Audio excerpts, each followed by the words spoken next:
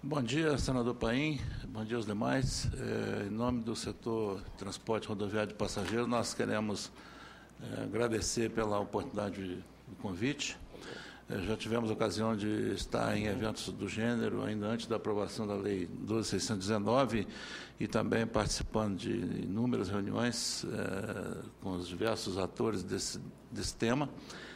E entendemos que o debate, a discussão é sempre oportuno e é através dele que se constrói a solução para os grandes desafios. Alguma coisa a gente precisa destacar aqui, que não se vai, vamos dizer assim, imaginar partir do estado zero para o estado da arte em uma única etapa, em uma única vez. O nosso setor, que já é regulamentado pela própria natureza, de se tratando de serviço público, nós já convivemos com o problema da jornada e do tempo de direção há mais de 60 anos. Então, hoje, o nosso setor não se depara com os desafios que o setor de carga, e especialmente dos autônomos, tem.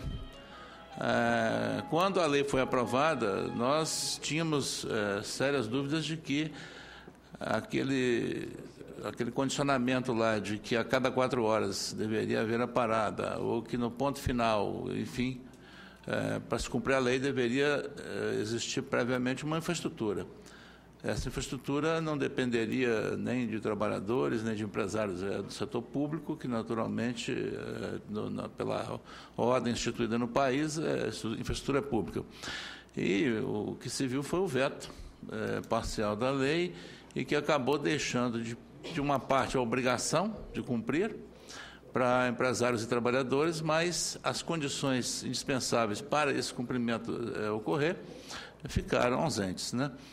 Então, no caso do transporte que nós representamos, o Lipe menciona aqui, acho que foi o Lipe, acho que foi que mencionou o problema do limite das 4 horas. No nosso caso, não é limite de 4, é até 4. Então, eu posso ter com 2, posso ter com 3, onde houver infraestrutura.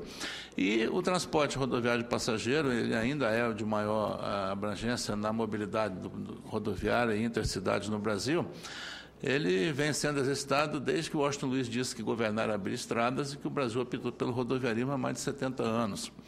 E de lá para cá, houve tempo suficiente para que, na medida que a expansão demográfica, econômica e social fosse ocorrendo e as rodovias surgindo, junto fossem surgindo infraestruturas adequadas para a operação do transporte.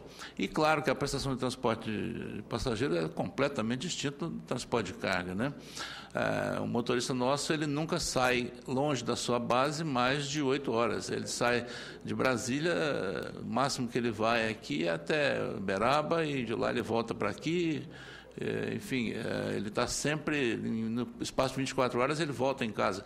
Não surge esse problema de ter que ficar retido, como o Lipe menciona aqui, tantas horas lá num lugar distante. De fato, é uma situação difícil de ser contornada. As paradas que existem para o ônibus hoje, ela tem uma característica diferente de uma parada para caminhão.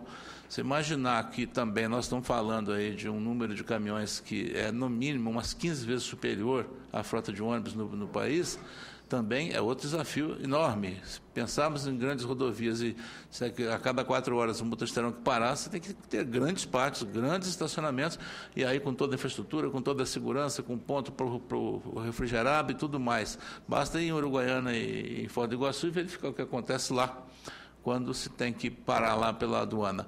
Então, são realidades distintas. E a forma de exercício da profissão do trabalhador voltado para o transporte, ou aquele também que é empregado da transportadora, é diferente do autônomo. O autônomo, ele tem autonomia. No transporte nosso, o motorista, ele não pode sair da rota, ele tem uma definição onde ele vai operar, o tempo de duração, enfim, é tudo previamente estabelecido e definido. No transporte de carga, principalmente o autônomo, nem sempre isso ocorre, é muito mais elástico, muito mais dinâmico.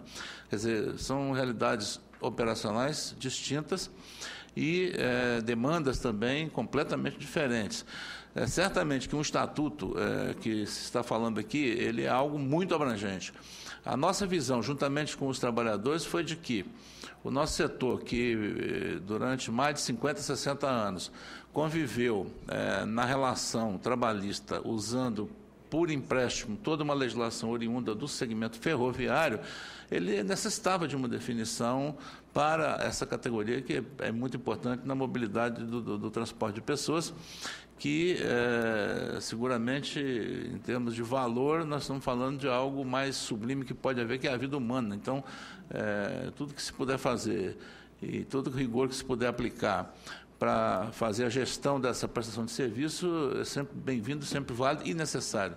Porque quando a gente ouve notícia que um ônibus clandestino caiu numa ribanceira, ou mesmo que um ônibus regular se envolveu num acidente e que vidas se perderam, nunca se consegue se estar no lugar da família daqueles que foram perdidos. E a gente que convive nisso há 40 anos, e já dirigimos empresas por muito tempo, sabemos o quanto isso é impactante, o quanto isso custa, do ponto de vista não só econômico, mas especialmente emocional.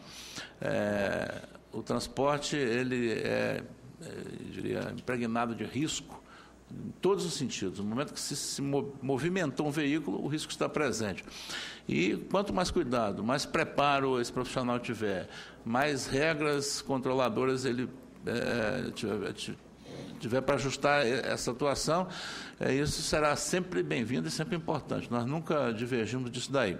É evidente que as complexidades são muitas e eu costumo dizer, se fosse fácil, já teria sido resolvido há muitos anos.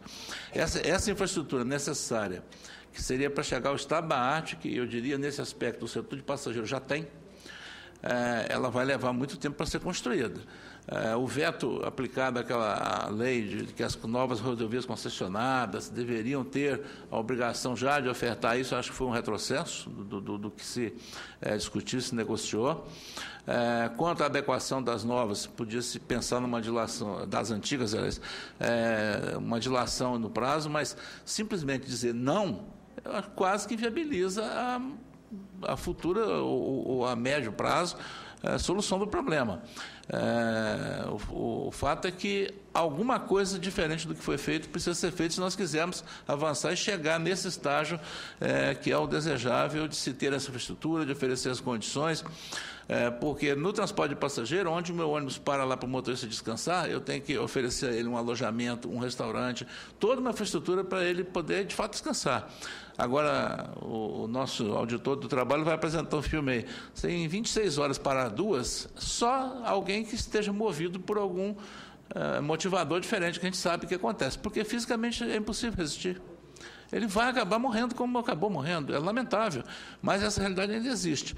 E todos desejam mudá-la. Agora, para mudá-la, nós temos que fazer avanços gradativos. O governo, como foi dito aqui, não pode estar ausente desse debate, porque nós aqui discutiremos a vida inteira, faremos leis maravilhosas, decretos, regulamentos, mas o físico, o operacional, aquilo que vai viabilizar de fato a prática, se ele não estiver presente e não caminhar no mesmo passo, a solução não virá. Então, eu acho que é extremamente importante que nós tenhamos aqui, porque na hora que os autônomos fazem a paralisação e a movimentação que nós entendemos que se justifica, aí quem que aparece para dar a solução ou para tentar negociar? É o governo, é o Poder Executivo. Por quê? A atribuição é dele. Nessa hora não é o Congresso, não é o empresário, não são as centrais sindicais, não. Tem que ser o Poder Executivo, porque então a atribuição é dele. Acho que ele tem que estar presente, tem que estar participando, porque a construção da solução ideal, desejada, chegarmos ao estado da arte, ela tem que ser a soma do esforço de todos, não pode ser apenas de uma parte. Eu acho que está faltando nessa mesa outros interlocutores que possam, de fato, contribuir e se comprometer com essa solução. Queremos saudar o senador, mais uma vez, pelo empenho, pelo esforço, os demais companheiros integrantes das outras entidades, e dizer que, no caso do nosso segmento, que está aqui a Confederação representada também, nós já estamos, vamos dizer assim, dando implementação àqueles pontos que ainda não estavam contemplados, como o seguro, algumas outras coisas que vieram na lei que regulamentou a profissão, mas 90% daquilo que veio, a lei apenas veio ratificar o que a prática já demonstrava. Agradecemos a oportunidade, muito obrigado. Muito bem.